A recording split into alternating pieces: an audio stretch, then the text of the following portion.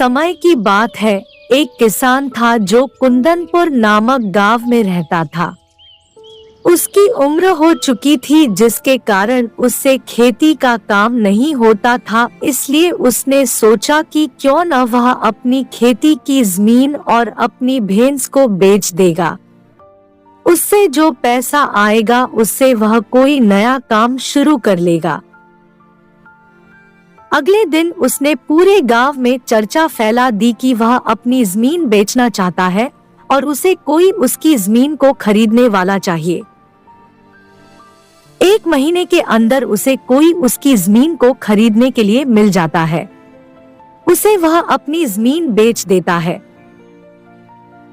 अब उसे बस अपनी भैंस को बेचना था, पर उसे कोई आदमी नहीं मिल रहा था जो उससे उसकी भैंस को खरीद ले।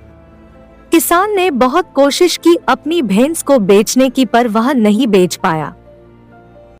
एक दिन किसान को किसी से पता चला कि शहर में मेला लग रहा है।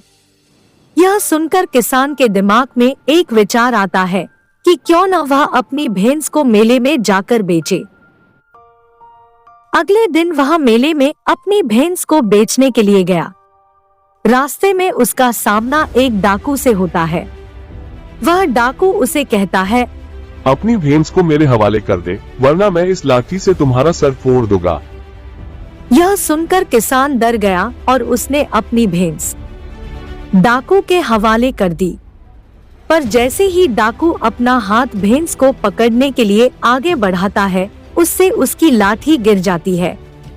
जैसे ही उसकी लाठी जमीन पर गिरती है, किसान लाठी उठाकर डाकू को वैसे ही डराकर भगा देता है और अपनी भैंस उससे वापस ले लेता है।